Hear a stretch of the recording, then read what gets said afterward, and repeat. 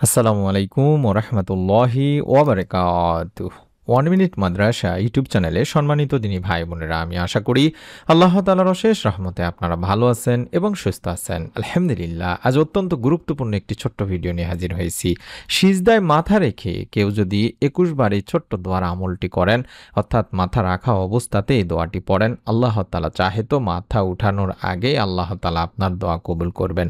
মনের মধ্যে শতভাগ বিশ্বাস নিয়ে নিয়ত করে ছোট্ট আমলটি করবেন। এই উদ্দেশ্যে ভিডিওটি দেখার সম্পূর্ণ মনোযোগ দিয়ে অনুরোধ করছি।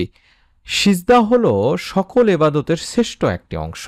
আল্লাহর কাছে কোনো কিছু চাওয়ার তথা দোয়া করার ইচ্ছায় এবং শুকরিয়া স্বরূপ সিজদার নিয়ম রয়েছে। সিজদায় গিয়ে দোয়া করলে দোয়া কবুল হওয়ার সম্ভাবনা বেশি থাকে, কেননা আল্লাহ তাআলা সিজদার সময় সবচেয়ে বান্দার নিকটবর্তী হয়ে থাকেন। আসলে সিজদা হলো আল্লাহরই প্রাপ্য। পৃথিবীর সব কিছুই মহান আল্লাহর জন্য সিজদা করে, ইরশাদ হয়েছে।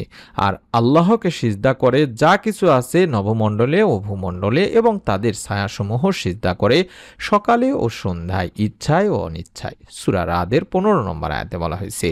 সিজদায় গিয়ে দোয়া করতে উৎসাহিত করেছেন নবীজি সাল্লাল্লাহু আলাইহি ওয়াসাল্লাম। আবু হুরায়রা রাদিয়াল্লাহু তাআলা আনহু থেকে বর্ণিত, আল্লাহ রাসূল সাল্লাল্লাহু আলাইহি ওয়াসাল্লাম বলেছেন, বান্দা আল্লাহর অধিক নিকটবর্তী হয় যখন সিজদারত থাকে। অতএব তোমরা তখন অধিক দোয়া করতে থাকো। এটিও সহিহ মুসলিম শরীফের সহিহ একটি হাদিস। ফেরেশতারাও মহান আল্লাহর উদ্দেশ্যে সিজদা করেন। ইরশাদ হয়েছে, তারা কি আল্লাহর সৃষ্ট বস্তুসমূহের প্রতি লক্ষ্য করে না? তাদের ছায়া ডানে ও বামে ঢলে পড়ে আল্লাহর প্রতি সিজদারত হয় বিনীতভাবে। আসমান ও জমিনে যত প্রাণী আছে সবই আল্লাহকে সিজদা করে এবং ফেরেশতারাও, আর তারা অহংকার করে না। এটা সূরা নাহলের 48 থেকে 49 নম্বর আয়াতে বলা হয়েছে। তবে কেউ কেউ এই সিজদার ক্ষেত্রে আদব রক্ষার কথাও বলেছেন। সিজদা যেহেতু নামাজের রোকন, তাই সিজদার আদব রক্ষার্থে কিবলামুখী হওয়া, সতর ঠিক রাখা, অজু থাকা ইত্যাদিকে উত্তম বলেছেন তারা। অতএব যে কোনো সময় দোয়া করতে হলে আল্লাহর হামদ বা নবীজি সাল্লাল্লাহু আলাইহি ওয়াসাল্লামের উপর দরুদ পাঠের পর 2 রাকাত নামাজের সিজদায় গিয়ে অথবা শুধুমাত্র একটি বা সিঙ্গেল সিজদায় গিয়েও দোয়া করলে দোয়া কবুল হবে ইনশাআল্লাহ। নবী করিম সাল্লাল্লাহু আলাইহি ওয়াসাল্লাম সিজদায় কখনো কখনো সিজদাহের তাসবিহের সঙ্গে এই ছোট্ট দোয়াটিও পড়তেন। অর্থাৎ যে দোয়াটি দেখাচ্ছি, চাইলে আপনারা এই দোয়াটিও পড়তে পারেন, তবে 21 বার যে দোয়াটি পড়তে হবে সিজদাহের তাসবিহ নিয়ম মেনে, আমি সেটা কিছুক্ষণ পরে বলে দিচ্ছি ইনশাআল্লাহ। সুবহানাকা আল্লাহুম্মা রাব্বানা ওয়া বিহামদিকা আল্লাহুম্মা গফিরলি। সুবহানাকা আল্লাহুম্মা রাব্বানা ওয়া বিহামদিকা আল্লাহুম্মা গফিরলি। এভাবে আপনারা অবশ্যই মাঝে মধ্যে সিজদায় এই দোয়াটিও পড়ার চেষ্টা করবেন সিজদাহের তাসবিহ পড়ে। অর্থাৎ, হে আল্লাহ, হে আমাদের প্রতিপালক, আমি আপনার প্রশংসা সহ পবিত্রতা ঘোষণা করছি। হে আল্লাহ, আমাকে ক্ষমা করে দিন। বুখারী মুসলিম শরীফের সহিহ একটি হাদিসে দোয়াটির কথা বলা আছে, তাই আপনাদেরকে শিখিয়ে দিলাম ইনশাআল্লাহ। আল্লাহর খুব কাছাকাছি যাওয়ার জন্য এবং দোয়া কবুলের জন্য আরেকটি সুন্দর সময় হলো ভোর রাত। চেষ্টা করবেন এই সময় দোয়া করার, কারণ এই সময় সিজদায় গিয়ে আল্লাহ তাআলার কাছে দোয়া করতে পারেন। তখন আল্লাহ তাআলা শেষ আসমানে চলে আসেন বান্দাদেরকে ডাক শোনার জন্য, অর্থাৎ বান্দার ডাক শোনার জন্য এবং বান্দার মনের নেক আশা পূরণের জন্য। সুবহানাল্লাহ, সুবহানাল্লাহ। হাদিসেও এসেছে, আল্লাহ তাআলা প্রতিদিন রাতের শেষ তৃতীয়াংশে নিচের আসমানে অবতরণ করেন এবং বলেন, কে আমাকে ডাকবে, আমি তার ডাকে সাড়া দেব। কে আমার কাছে কিছু চাইবে, আমি তাকে তা দান করব। আর কে আমার কাছে ক্ষমা চাইবে, আমি তাকে ক্ষমা করব। সহিহ বুখারী শরীফের সহিহ হাদিস, মুসলিম শরীফের সহিহ হাদিস। আপনারা চেষ্টা করবেন দিনী ভাই বোনেরা শেষ রাতে ঘুম থেকে উঠে আমলটি করার জন্য। এবং এছাড়াও আপনারা যদি পারেন তাহলে কিছু কিছু সময়, যেই সময়গুলোতে দোয়া কবুল হয়, যেমন আরাফাতের দিনে দোয়া কবুল হওয়ার অন্যতম একটি সময়, সেই দিন ওই ময়দানে থাকা অবস্থায় দোয়া করলে আল্লাহ তাআলা দোয়া কবুল করে থাকেন। কারণ আয়েশা রাদিয়াল্লাহু তাআলা আনহা থেকে বর্ণিত হাদিসে আল্লাহ রাসূল সাল্লাল্লাহু আলাইহি ওয়াসাল্লাম বলেছেন, আরাফাত দিনের মতো আর কোনো দিন এত অধিক পরিমাণে জাহান্নাম থেকে মুক্তি দেওয়া হয় না। সুবহানাল্লাহ, সুবহানাল্লাহ। আল্লাহ তাআলা দুনিয়ার নিকটবর্তী হন এবং বান্দাদের নিয়ে ফেরেশতাদের নিকট গর্ব করেন। আল্লাহ বলেন, কি চায় তারা?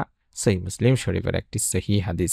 তাই আমরা চেষ্টা করব যেই সময়গুলোতে দোয়া কবুল হয় সেই সময়গুলোতে সিজদায় গিয়ে সিজদাহের তাসবিহ পড়ে নিয়ে তারপরে দোয়া করতে হবে দিনী ভাই বোনেরা। আপনারা কম বেশি সকলেই হয়তোবা জানেন, যারা আমাদের চ্যানেলের ভিডিওগুলো নিয়মিতভাবে দেখেন তারা কম বেশি জানেন যে সিজদায় কিভাবে দোয়া করতে হয়, সিজদায় দোয়া করার নিয়ম নিয়ে আমি আপনাদের তারপরেও কিছু সংক্ষেপে বলে দিচ্ছি যাতে করে আপনারা এই নিয়মে দোয়াগুলো করতে পারেন। আমরা জানি সিজদায় দোয়া কবুল হয়, এটি বিশ্বনবী সাল্লাল্লাহু আলাইহি ওয়াসাল্লাম নিজেও বলেন, বান্দা যখন সিজদারত থাকে তখন সে তার রবের সবচাইতে নিকটবর্তী হয়। কাজেই তোমরা এই সময় বেশি বেশি করে দোয়া করবে। এটি মুসলিম শরীফের একটি হাদিস, সহিহ মুসলিম শরীফের হাদিস। আর সিজদায় দোয়া করার জন্য নিয়ম হলো প্রথমে অবশ্যই সিজদাহের যে তাসবিহ আছে সেটা পড়ে নিতে হবে। সেই হিসেবে সুবহানা রাব্বিয়াল আলা বা অন্য কোনো তাসবিহ আপনি 3 বার পড়ার পরই আপনি এই ছোট্ট দোয়াটি অন্তত 21 বার সিজদায় মাথা রাখা অবস্থাতেই পড়বেন, নফল নামাজের সিজদায়।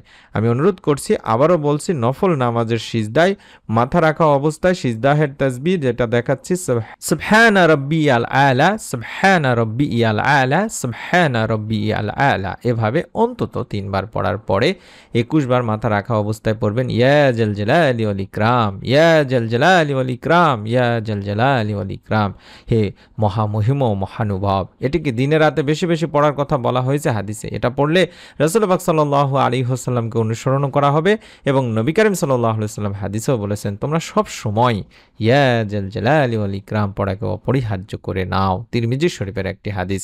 এছাড়াও এটিকে ইসমে আজমও বলা হয় থাকে দিনী ভাই বোনেরা, কারণ নবী করিম সাল্লাল্লাহু আলাইহি ওয়াসাল্লাম একবার বসেছিলেন, তখন সেখানে একজন ব্যক্তি এসে নামাজ আদায় করার পরে এই দোয়াটি পাঠ করেছিলেন বা এই দোয়াটির আমল করেছিলেন।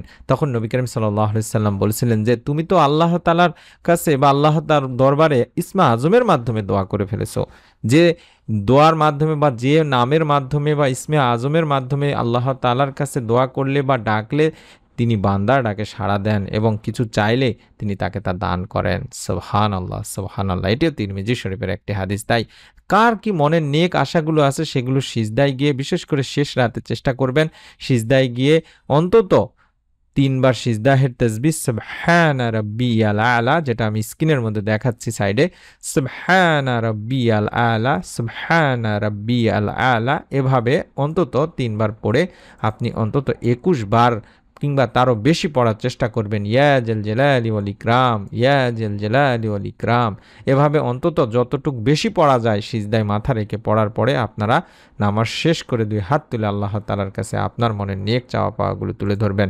রব্বুল আলামিন ইনশাআল্লাহ আপনাকেও নিরাশ করবেন না, আপনারও মনের নেক আশা পূরণ করে দেবেন। নিয়ত করে যদি আমল করেন আল্লাহ তাআলা সিজদায় দোয়া কবুল করে থাকেন, বান্দার মনের নেক আশা পূরণ করে থাকেন এবং যদি সম্ভব হয় শেষ রাতে অর্থাৎ ফজরের অন্তত আধা ঘন্টা 1 ঘন্টা আগে উঠে সুন্দর করে ওযু করে 2 রাকাত নামাজের সিজদায় মাথা রেখে সিজদাহের তাসবিহ পড়ে এই আমলটি করে দেখুন। রব্বুল আলামিন আপনাকেও নিরাশ করবেন না দিনী ভাই বোনেরা।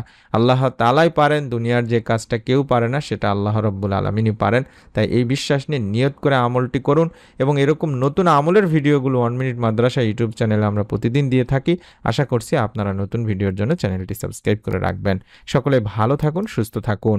নতুন ভিডিও দেখার আমন্ত্রণ জানিয়ে আজকের মতো বিদায় নিচ্ছি। আসসালামু আলাইকুম ওয়া রাহমাতুল্লাহি ওয়া বারাকাতুহু।